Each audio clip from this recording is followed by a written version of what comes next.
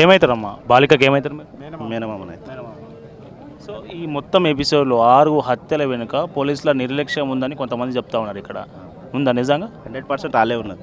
Case పెట్టినప్పటి నుంచి వాళ్ళు తీసుకునే ఏదైతే ఉన్నదో, కేసును టేకప్ చేసే సిచ్యువేషన్ ఉన్నదో, విధానం ఉన్నదో, అది పక్కడ బందిగా నిర్లక్ష్యమే.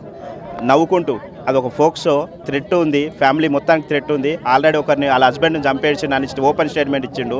అన్ని ఆ కేసులో ఎఫ్ఐఆర్లో మెన్షన్ చేసినాం. అది ఒక సెక్షన్ కింద పెట్టేసి ఇక లైట్ తీసుకొని పక్కకు పెట్టేసారు. వారం రోజులు అయినాక కూడా ఆ కేసును పట్టించుకోలే, రిమాండ్కి తీసుకోవాలి. కనీసం వాళ్ళ ఫ్యామిలీ మెంబర్స్ నుంచి తీసుకొచ్చి ఎంక్వైరీ చేసి వాడు ఎక్కడున్నాడు ఏం కథ అని ఏం ఎంక్వైరీ చేయలే. వాడు పరారిలో ఉన్నాడని మాకు ఇక ఏదోటి రోజుకో ముంచట చెప్పుకుంటా వచ్చేసారు. పరారులు ఉంటే ఒకరోజు మాకు షాబాలా కనబడ్డారు మా కుటుంబీకులకు. షాబాద్నే తిరుగుతుండు, మరి మీరు ఇంతవరకు ఏం చేస్తలేరు, మీకు దొరకలేడు కానీ షాబాలా తిరుగుతుండు ఓపెన్ గాడు, పిఎస్ ముంగలికెళ్ళే చెక్కలు కొడుతుండు అంటే ఏడ కొడుతుండు చెప్పి ఒకసారి. నేను పోయి ఆడ ఇలా పడతా, నేనే పోతా డైరెక్ట్. ఎస్ఐ రమేష్ నవ్వుకుంటా. ఆయనకు ఎంత నెగ్లెన్స్ అంటే ఆ కేసు మీద కనీసం పట్టు కూడా లేదు ఆయనకు. అలాంటి వ్యక్తికి ఆ కేసును అప్పచెప్పారు, ఎస్ఐకి ఆ కేసు అప్పచెప్పారు, ఫోక్సో కేసు. ఆ ట్రెత్ ఆల్రెడీ మర్డర్ అయిన కేసు నాలెడ్జ్ లేని ఒక పర్సన్కి అప్పచెప్పిండు ఆయన సిఐ కాంతారెడ్డి సార్.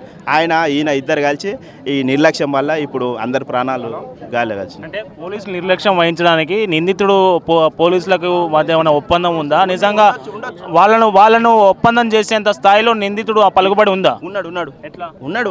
పైసలు ఉన్నాయి ఆయన దగ్గర. అరే రియల్ ఎస్టేట్ అది అని ల్యాండ్ అమ్ముకున్నాడు, పైసలు ఉన్నాయి అది అన్నాడు ఆల్రెడీ. పోలీసు వాళ్ళు ఎవరు ఏం చేయలేడు, ఎమ్మెల్యే ఎవరు ఏం చేయలేరు. పోలీసు వాళ్ళు నేను ఎట్లా మేనేజ్ చేయాలనో అట్లా మేనేజ్ చేస్తా అని ఓపెన్లో చెప్పిండు. అదే రోజు వచ్చి మిమ్మల్ని ఇట్లా అన్నాడని కూడా చెప్పినా నేను. ఎమ్మెల్యే ఏం చేయలేడు, మీరు కూడా ఏం చేయలేరంట అని కూడా కేసు పెట్టేట రోజే అన్న. ఆయన సంగతి చెప్తాం అని. అంతే ఇక నెగ్లెక్ట్, అంతా మొత్తం నెగ్లెక్ట్. రాత్రి కూడా చంపేసిన తర్వాత 11 గంటలకు చంపేస్తే ఇమ్మీడియట్లీ ఎవరిని తెలియదు ఇన్ఫర్మేషన్. వాళ్ళకి తెలుసు 20 మంది వచ్చిర్రు, ఆ గేట్ వాళ్ళగొట్టుకుని రాలే, లోపలికి వెళ్ళిర్రు, సిచ్యువేషన్ చూసుకున్నారు. బయట పడతాం ఇక మనం, ఎందుకంటే మళ్ళీ మనం వేసిన కేసు ఇది స్టాండర్డ్ది, మన బొక్కలు బయట పడతాయని ఇమ్మీడియట్లీ వాళ్ళని వేసుకున్నారు, తీసుకొని వెళ్ళిపోయారు. వాళ్ళ అక్కడ ఉన్న వాళ్ళ పక్కకు నూకేసారు. కనీసం 10 మందిని పంచనామా అడగలే, 10 మందిని ఎంక్వైరీ చేయలే. ఎంత చిన్నదానికైనా ఎంక్వైరీ ఉంటుంది కదా, కనీసం కుటుంబీకులను అడగాలి కదా ఏమైంది ఏంటిదని. తీసుకొని వెళ్ళిపోయారు. మళ్ళీ అమ్మాయిని గ్యాప్ ఇద్దరిని చంపినాక అమ్మాయిని తీసుకొని వెళ్ళిపోయాడు కదా వాడు. అమ్మాయిని కొంచెం గ్యాప్లో చంపేసాడు. ఆ గ్యాప్లో వాళ్ళ ఊరి దిక్కే పోయినాడు. కనీసం అక్కడ కూడా అమ్మాయిని తీసుకోండి, అమ్మాయిని ఎక్కడ తీసుకోండి అని కూడా పెట్రోలింగ్ కూడా వెళ్ళలే, ఏం చేయలే. ఇక్కడికి వచ్చి ఇలా తీసుకోపోనికనే ప్లాన్లో ఉన్నారు. మీరు ఫైనల్గా ఏం కోరుతున్నారు? వీళ్ళిద్దరిని, ఎస్ఐ రమేష్ గారిని, కాంతారెడ్డిని ఇమ్మీడియట్లీ సస్పెండ్ చేయాలి. పోలీస్ చరిత్రలో వీళ్ళకి ఒక గుణపాఠం కావాలి. అది వాళ్ళు మళ్ళొక్కసారి డ్రెస్ చేసుకోవాలన్నా ఇంకో 4 పోలీసులకి ఇది ఒక సమాధానం కావాలి. వీళ్ళు చేసిన నిర్లక్ష్యం వల్ల ప్రాణాలు పోయినాయి కాబట్టి. వీళ్ళు చట్టాన్ని నమ్ముకున్నారు, వాళ్ళ డ్యూటీలను నమ్ముకున్నారు కాబట్టి. ఇంకోటి, ఆ నిందితుడిని మాకు ఇమ్మీడియట్లీ అప్పగించాలి. మేము కూడా ఏం చేయాలో చేస్తాం. ఆ నిందితుడిని అప్పగించాలి, మాకు ఇమ్మీడియట్లీ అప్పగించాలి. వాళ్ళకి తెలుసు వాళ్ళ కస్టడీలో ఉన్నాడు, కానీ దాపెట్టుకుంటా ఏదో మేనేజ్ చేసుకుంటూనే ఉన్నారు ఇప్పటివరకు. అంటే హత్య జరిగి 6 హత్యలు జరిగి ఇంత టైం అయింది, ఇంకా నిందితుడు పరారిలో ఉన్నారని చెప్తారు. పరారిలో ఉన్నారని చెప్తారు, పరారిలో చెప్తారు. 2 నెలల నుంచి కూడా అదే చెప్తుండ్రు, ఇప్పుడు కూడా అదే చెప్తారు. మళ్ళీ ఇంత జరిగినాక కూడా అదే చెప్తారు. బాలిక కుటుంబ సభ్యులు ఎవరైనా ఉన్నారా? అందరిని చంపేసింది, ఇంకెవరు ఉన్నారు? ఒక హ్యాండికాప్డ్ అమ్మాయి ఉంది, ఆ హ్యాండికాప్డ్ అమ్మాయిని కూడా వీళ్ళే వెంటనే వాళ్ళే టేకప్ చేసుకోవాలి, పెంచాలి, పోషించాలి. వాళ్ళ ఇంట్లో ఎవరు లేరుగా. అమ్మాయి పండుకోదు, కూర్చొని ఉంటుంది ఇట్లా, అంతే, లేవదు, నడవదు. ఇప్పుడు ఆమె నాలే తీసుకోపోవాలి కూడా.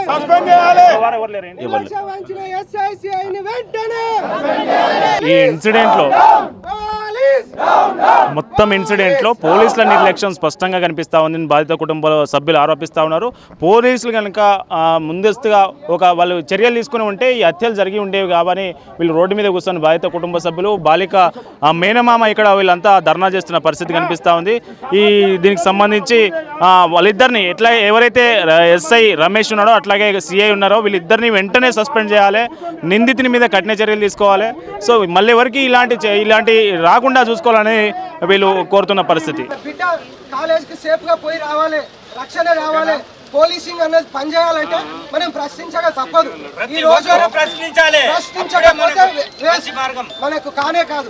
ఈ రోజు జరిగిన ఇన్సిడెంట్ కు కారణమైనటువంటి బాధితుడు ఎవరైతే నిందితుడు ఉన్నారో ఎన్కౌంటర్ చేయాలి ఖచ్చితంగా.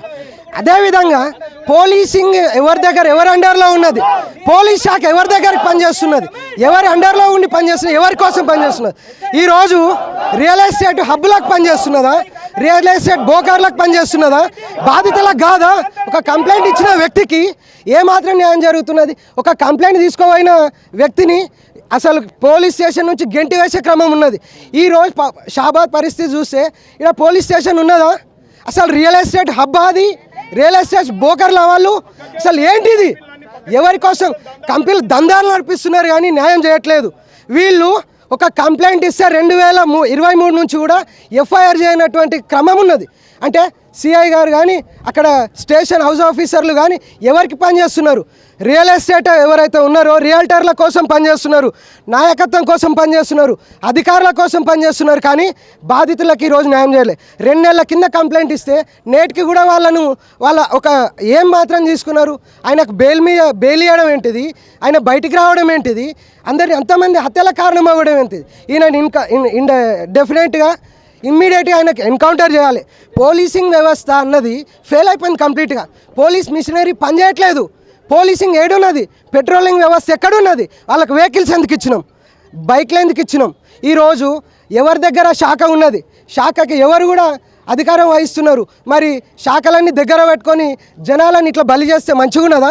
పోలీస్ వ్యవస్థ ఎవరు అండర్లో ఉన్నదో మరి మేము ఆ న్యాయశాఖ మంత్రిని కూడా అడుగుతున్నాం. మేము ఖచ్చితంగా ఈ దురాంతం జరిగిందో ఎన్కౌంటర్ చేయాల్సిందే, సస్పెండ్ చేయాల్సిందే, వాళ్ళకు బాధితులకు న్యాయం చేయాల్సిందే. కుటుంబాన్ని కూడా కాంపెన్సేటివ్గా వాళ్ళని ఆదుకోవాలి. మరి ఒక్కటి కాదు, ఇద్దరు కాదు, 6 మందిని మర్డర్ చేసి ఉన్నారు. వాళ్ళకు కూడా న్యాయం జరగాలి, వాళ్ళకు కూడా కాంపెన్సేషన్ ఇవ్వాల్సింది. ప్రభుత్వం కూడా ఎక్స్గ్రేషియా యునానిమస్గా ప్రకటించాలి. ఒక్కొక్కరికి 50 లక్షల చొప్పున, కనీసం 50 లక్షల చొప్పున వాళ్ళకు ఎక్స్గ్రేషియా ప్రకటించాలి. ఈరోజు మధ్యాహ్నం వరకు, ఆఫ్టర్నూన్ వరకు, పొద్దుముకే వరకు ఆ ఎక్స్గ్రేషియా ప్రకటించాలి. వాళ్ళకు కూడా అండగా జరగాలి. ఎట్లాంటి నాయకత్వాలు కూడా ఇక్కడ పార్టీలకు అతీతంగా కానీ జెండా రంగులతో మాకు సంబంధం లేదు. నాయకత్వాలనే మేము ప్రశ్నిస్తున్నాం. వాళ్ళకు ఇప్పటి వరకు కూడా ఎట్లాంటి పెద్ద నాయకులు, స్టేట్ లీడర్స్ కూడా వాళ్ళకు బాధితులకు పరామర్శ జరగలేదు. అంటే వాళ్ళకి ఇంకా పడుకొని ఉన్నారా? వాళ్ళకు మ్యాటర్ తెలియలేదా? న్యూస్ వెళ్ళలేదా? ఏం చేస్తున్నారు నాయకత్వాలు?